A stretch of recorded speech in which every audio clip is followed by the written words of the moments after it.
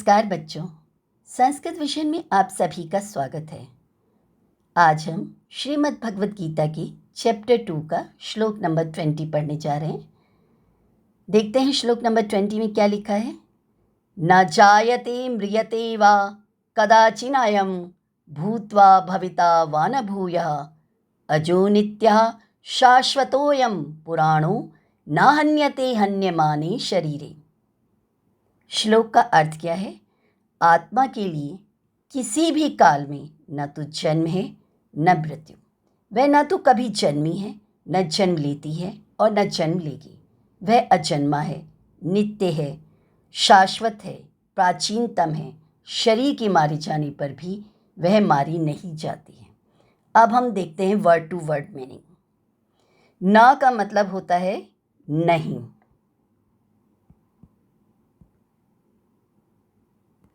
जायते का मतलब जन्म लेता है, जन्म लेना यानी कि जन्म लेती है। म्रियते का मतलब मरना।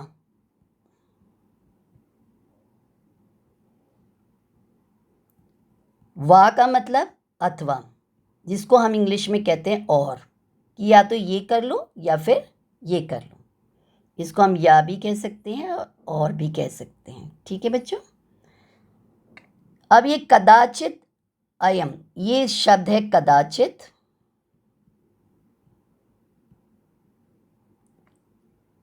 फिर न, फिर अयम। ये तीन शब्द इसमें मिले हुए हैं।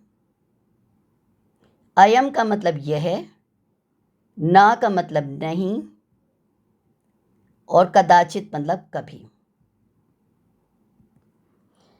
भूतवा मतलब होकर,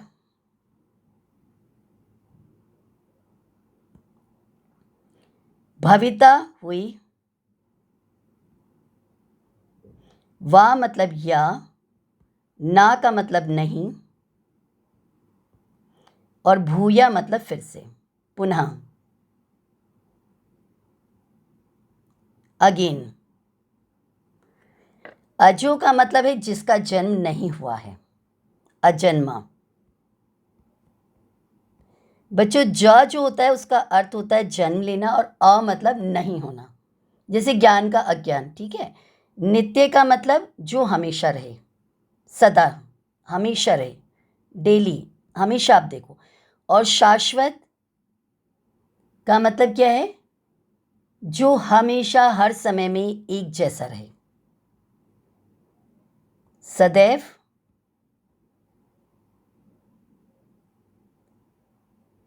एक जैसा। सत्य स्वरूप, जैसे सत्य होता है ना, असत्य ही बदलता है, सत्य तो नहीं बदलता है ना। और ये जो आप देख रहे हैं ये अ की तरह, ये अवग्रह होता है और ये साइलेंट अ होता है। तो ये यहाँ पर शब्द क्या बन गया बच्चों, ये शब्द यहाँ पर बन गया अयम। अयम का मतलब क्या है, यह है। और पुराणों का मतलब क्या है, पुराना, यानी सबसे पुराना, यानी कि प्राचीनतम। एक तो होता है जैसे कल परसों हुआ, 10 साल 20 साल पहले, और एक होता है प्राचीनतम यानी कि सबसे प्राचीन। हन्यते मतलब नष्ट होता है।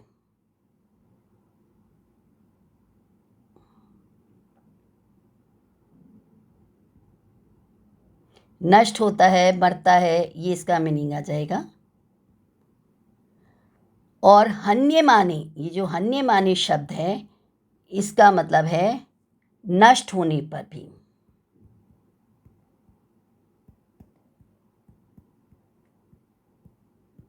और किसके नष्ट होने पर, ये शब्द क्या है, शरीरे, यानी कि शरीर नष्ट होने पर।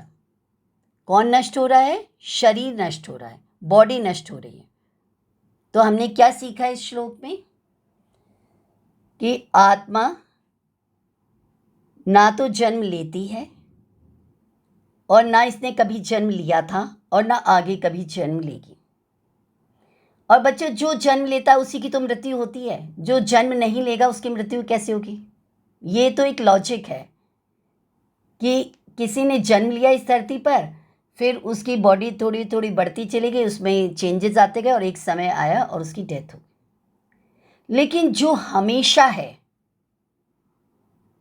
तो वो बहुत पहले भी था, आज भी है और आगे भी रहेगा। तो आत्मा जो है वो हमेशा है। और ध्यान रखिएगा, संस्कृत भाषा में ये शब्द पुल्लिंग है और हिंदी भाषा में ये शब्द स्त्रीलिंग है। आत्मा ही परमात्मा है, तो परमात्मा पुल्लिंग है या स्त्रीलिंग? पुल्लिंग। तो आत्मा शब्द क्या हुई? पुल्लिंग। तो आत्मा होता है ऐसे हम संस्कृत भाषा में जानते हैं और आत्मा होती है ऐसा हम हिंदी भाषा में जानते हैं। तो ये भाषा का ध्यान रखिएगा, क्योंकि लिखना होगा आपको पेपर में तो नंबर उसी हिसाब से मिलते हैं। अब क्या समझा हमने? शरीर के समान आत्मा का जन्म नहीं होता है। बॉडी का बॉर्न होता है ना, फिजिकल बॉडी सामने बनती है, क्योंकि वह तो सर्वदा ही विद्यमान है। कौन विद्यमान है? कौन हमेशा विद्यमान है? आत्मा। तो इसलिए आत्मा का जन्म नहीं होता है, शरीर के समान आत्मा का जन्म नहीं होता। क्यों? क्योंकि वह तो हमेशा ही विद्यमान है, उपस्थित है। तरंगों की उत्पत्ति होती है और नाश होता है। जैसे कि आप एक समुद्र को देखते हो, उसमें लहरें उठती हैं और लहरें नष्ट हो जाती हैं, आती हैं लहरें और चली जाती हैं लहरें। इसी तरह से इंसान इस धरती पर आता है और चला जाता है, परंतु समुद्र तो वहीं का वहीं रहता है ना बच्चों। तो आप ये तो नहीं कहते थे आज समुद्र का जन्म हुआ, आज समुद्र नष्ट हो गया।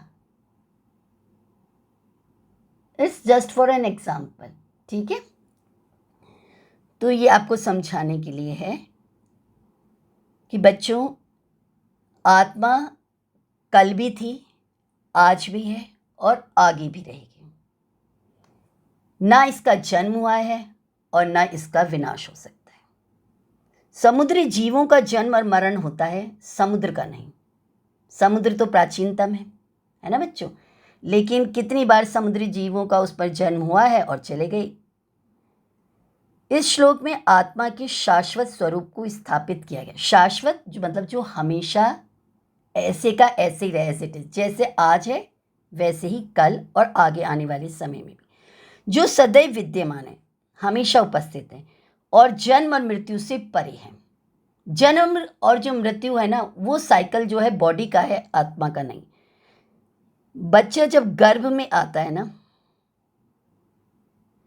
तो गर्भ में आने से लेकर और फिर जब वो गर्भ से बाहर आता है और फिर उसकी बॉडी धीरे धीरे विकसित होती चली जाती है, तो इस तरह बॉडी में चेंजेस होते चले जाते हैं और फिर धीरे धीरे बच्चा बड़ा होता है, बाल्यावस्था आती है, किशोर अवस्था आती है, युवावस्था आती है, वृद्धावस्था आती है और शरीर में अनेक परिवर्तनों की स्टेज देखते हुए एक समय आता है कि उसकी मृत्यु भी हो जाती है।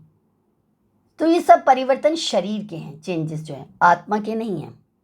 जिसे हम मृत्यु कहते हैं वह केवल शरीर का विनाश है। केवल अमर आत्मा किसी भी शारीरिक परिवर्तन से प्रभावित नहीं रहता है। नहीं रहता है, ये हमने संस्कृत भाषा बताने के लिए आपको कहा है कि जब हम उस भाषा को उसी भाषा में पढ़ते हैं, उस भाषा का सौंदर्य रहता है। संस्कृत भाषा में आत्मा शब्द पुल्लिंग है, लेकिन हिंदी में जब आप लिखेंगे तो वो स्त्रीलिंग में लिखेंगे कि आत्मा किसी से भी प्रभावित नहीं होती है। अब यहाँ क्यों समझाया जा रहा है? अर्जुन जो है सामने खुद को भी और सामने भीष्म पितामह द्रोणाचार्य को भी एक फिजिकल बॉडी के रूप में देख रहे हैं, जो कि सत्य नहीं है। तो भगवान श्री कृष्ण उनकी आंखें खोल रहे हैं कि अर्जुन आत्मा के समान है, जो अपने वास्तविक स्वरूप को भूल गया है। अतः श्री कृष्ण, भगवान श्री कृष्ण उनको समझाते हैं कि वह स्वयं को शरीर न समझें और अपने आप को शुद्ध और शांतिपूर्ण शाश्वत आत्मा के रूप में पहचानें। शाश्वत क्या है? जो हमेशा हर परिस्थिति में एक जैसा ही रहता है, कभी चेंज नहीं होता, एज इट इज रहता है,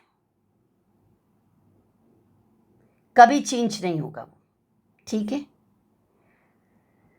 तो अपने आप को शुद्ध और शांतिपूर्ण शाश्वत आत्मा के रूप में पहचाने, ना कि अपने भौतिक शरीर की, भौतिक मतलब फिजिकल, तो फिजिकल बॉडी के पोस्चर में न संभालें। आत्मा ना तो जन्मती है और ना ही मरती है, ना तो जन्म लेती है और ना ही मरती है, तो आत्मा के लिए कैसा शोक करना। तो बच्चों, इस श्लोक में श्री कृष्ण भगवान ने अर्जुन को यही समझाया है कि तुम चिंता मत करो, शोक मत करो, किसी तरह की भी परेशानी मत लाओ। आप भी एक प्योर सोल हैं और जो सामने ये खड़े हैं भीष्म पितामह, द्रोणाचार्य, ये भी प्योर सोल हैं। और आत्मा तो कभी नष्ट होती नहीं। तुम्हें चिंता है कि मुझे इनकी हत्या का पाप लगेगा, तो पाप कैसे लगेगा? जब तुम पाप करोगे तो पाप लगेगा ना। पाप तो हो ही नहीं सकता, क्योंकि ये आत्मा है और आत्मा तो कभी नष्ट होती नहीं है। अगर तुम इनको एक शरीर मात्र मान रहे हो तो ये तुम्हारी भूल है। ना तो तुम शरीर हो, ना ये सब शरीर हैं। तुम भी आत्मा हो और ये भी आत्मा है, और सभी आत्मा परमात्मा के ही अंश हैं। तो परमात्मा के अंश तो नष्ट हो ही नहीं सकते हैं। नष्ट कौन होता है? शरीर।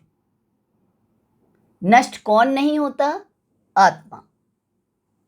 तो आत्म तत्व को पहचानना है, आत्म तत्व को समझना है। सामने जो परिस्थिति है उसमें हमें क्या करना है? जो समस्या है उस समस्या का सामना करना है। अर्जुन के पास क्या समस्या आई है?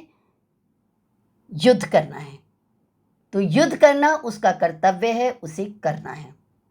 उसको फल की चिंता नहीं करनी है कि सामने जो खड़े हैं, अगर मैंने धनुष चलाया तो उनका नाश हो जाएगा। नाश तो किसी का भी हो सकता है, किसी के शरीर का हो सकता है, लेकिन किसका नहीं हो सकता? आत्मा का नहीं हो सकता। तो तुम्हें ये समझना है अर्जुन कि आत्मा कभी नष्ट नहीं होगी। तो तुम इनको क्या केवल एक शरीर मात्र मान रहे हो? तो तुम्हारी गलती है। ये शरीर नहीं है, ये आत्मा है। तो इनका तो नाश हो ही नहीं सकता। जब नाश नहीं होगा तो हत्या कैसे लग सकती है? तुम हत्यारे कैसे हो सकते हो? ना तो तुम इनको नष्ट कर सकते हो और ना ये नष्ट हो सकते हैं। करना क्या है? केवल कर्तव्य करना है, युद्ध करना है। युद्ध को युद्ध की भावना से करना है, कर्म को कर्म की भावना से करना है। रिजल्ट नहीं सोचना है कि रिजल्ट क्या होगा।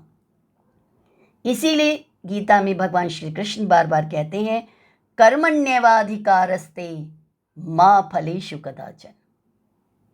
कर्म करने में ही तेरा अधिकार है। तो हे अर्जुन, तुम कर्म करो, अपना धनुष उठाओ और युद्ध के लिए तैयार हो जाओ। तो बच्चों, ये श्लोक हमें क्यों पढ़ाया जा रहा है?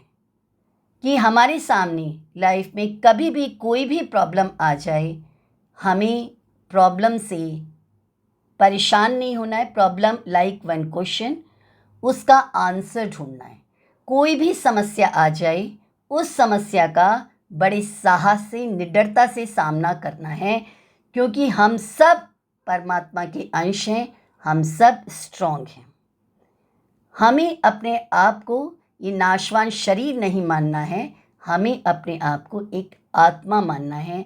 हम सब आत्मा हैं, परमात्मा के अंश हैं। तो परमात्मा जितने स्ट्रांग है तो उनका अंश भी इतना ही स्ट्रांग होता है। तो आप सब बहुत बुद्धिमान हैं, बहुत सशक्त हैं, स्ट्रांग हैं। तो कभी भी जीवन में किसी भी मोड़ पर परेशान नहीं होइएगा, क्योंकि आप में बहुत बड़ी शक्ति है। आप परमात्मा के अंश हैं। हम सब परमात्मा के अंश हैं। हमें हर स्थिति का डटकर मुकाबला करना है और प्रोग्रेस के रास्ते पर आगे चलना है। जो हमारा कर्म है वो हमें करना है। अगर हमारा कर्म है पढ़ाई करना, तो हमें पढ़ाई करनी है, और जो आसपास डिस्टर्बेंस होती है उससे हमें परेशान नहीं होना है। हमें अच्छे स्टूडेंट की तरह पढ़ाई करनी है, फोकस करना है अपनी पढ़ाई करने पर। रिजल्ट नहीं सोचना है कि इसका रिजल्ट क्या होगा। हमें अपना कर्तव्य हमेशा अच्छे से निभाना है, अच्छे से अपना प्रदर्शन करना है, कर्तव्य का प्रदर्शन अच्छे से करना है। बस यही हमें करना है। हमें फल की चिंता नहीं करनी है और अपने आप को शरीर नहीं मानना है, अपने आप को एक आत्मा मानना है और आत्मा ही परमात्मा है। तो हम बेस्ट हैं, हम स्ट्रॉन्ग हैं, हम सब कुछ कर सकते हैं, हम बहुत साहसी हैं, हम लाइफ में सब कुछ कर सकते हैं, ऐसा मानकर प्रोग्रेस के रास्ते पर आप सब चलते रहिएगा। थैंक यू बच्चों। अगर आपको मेरा वीडियो अच्छा लगा हो तो इसे प्लीज़ अधिक से अधिक लाइक, शेयर और सब्सक्राइब कीजिएगा। Thank you.